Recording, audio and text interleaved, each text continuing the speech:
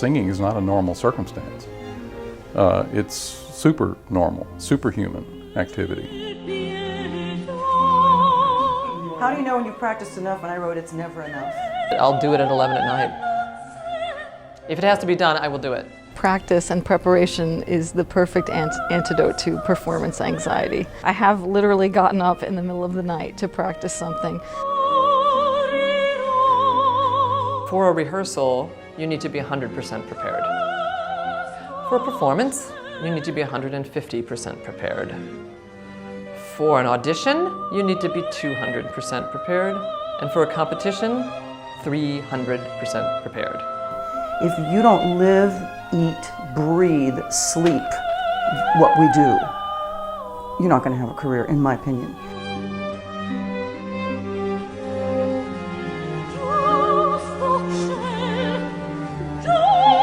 There's a recent book called Outliers by Malcolm Gladwell, The Stories of Success. The principle is that if you want to be good at something, you've got to invest a total of 10,000 hours. It was a German conservatory, and they found out that for the most part, they all began playing around the same time. By the time they had reached their 20s, the ones in the top class were practicing about 30 hours a week.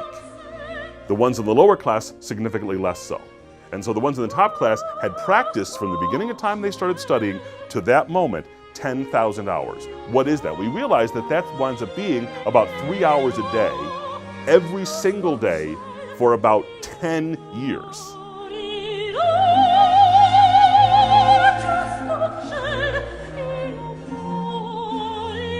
Manuel Garcia was a member of a very famous family of singers who was the preeminent voice teacher of the 19th century. He cautioned singers that 15 to 20 minutes is the maximum that anybody should really sing at one time. In terms of the mechanism itself, 3 20-minute sessions a day instead of 1 solid hour. I'll have 10 or 20 minutes between lessons or between classes, and I'll get myself in a practice room, and that's when I do kind of short, segmented work sessions. Most days I try to fit in a few shorter segments. I think that it's important to try to break up that time.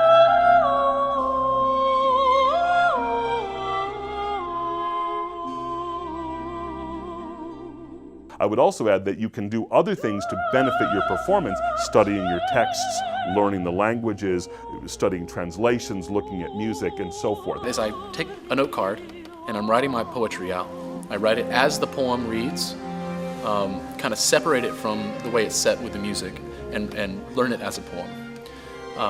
I find that then when I put the music on top of it, on top of the poetry, I've made some connections already in my brain that help kind of make the learning of the music process a little bit faster. Sit there and look at the text a lot and think through it and think about what it means and try to hear it in a new way in my mind. I write down the text a lot. That's my favorite way to memorize something, whether it's in English, German, Czech, whatever, I write it down. That helps me, just that act of actually writing it.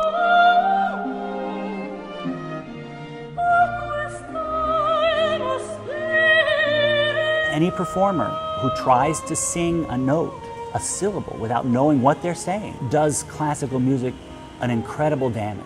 People will ultimately, in this age of having access to lots of beautiful voices, they will not pay to hear the sound of your voice. They will pay for the ideas and the drama that your voice is able to communicate. And that's why they still go to live theater and don't just listen to recordings. Then I'll break it down to the same kind of breakdown techniques that I give my students.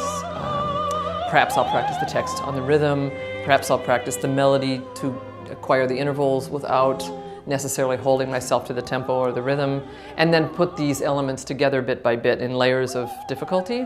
I've got to force myself to have the discipline to start at different places every time. I don't just start at the beginning of the recital or the beginning of the opera. You have to love rehearsing. You have to love trying things a different way. And I find that young singers have the problem when they do repetition for its own sake. You have to have a particular goal in mind. I'm doing this scale and working on clarity. I'm doing this scale and working on tone.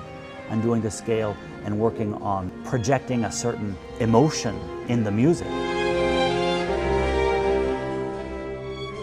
Do you answer your cell phone? I want to say no, but I have. Yes. Should I? No. Yeah.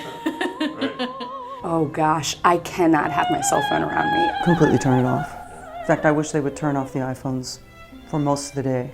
It's just something that has to be so totally embedded in who you are as a person that you don't have time to sit in front of the computer screen on Facebook hours a day. It can be challenging to get a young singer especially interested enough in the act of practicing, you know, of making tone, of simply sustaining a vowel sound, you know, for 8 or 10 or 12 seconds, and find something so interesting and engaging enough that they can commit their mental and artistic selves to simply sustaining a tone with intention. I always want to be improving as a singer and getting better technically. But also I feel that when I get to the performance, I want to be enjoying that experience of it and with the artistry and the drama. When I'm learning a really beautiful piece of music, then I feel a responsibility to do it as well as I can. And also when I hear a colleague just totally rip through an aria and it's gorgeous, that's totally inspirational to me, and that's motivation.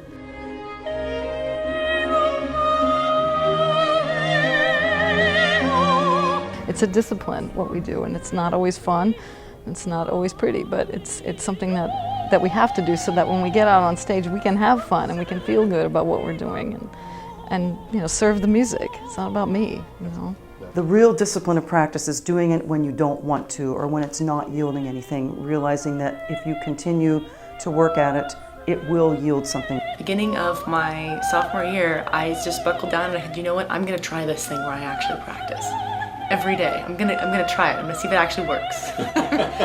And you know what, it does.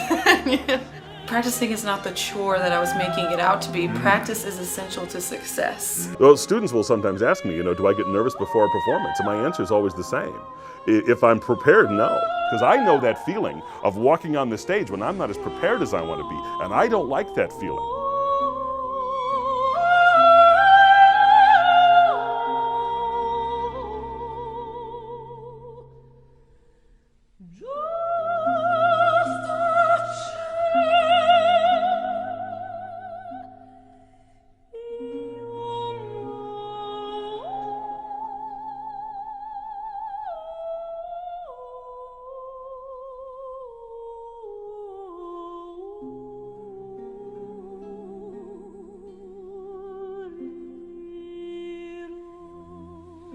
If you haven't been practicing, now is a good time to start.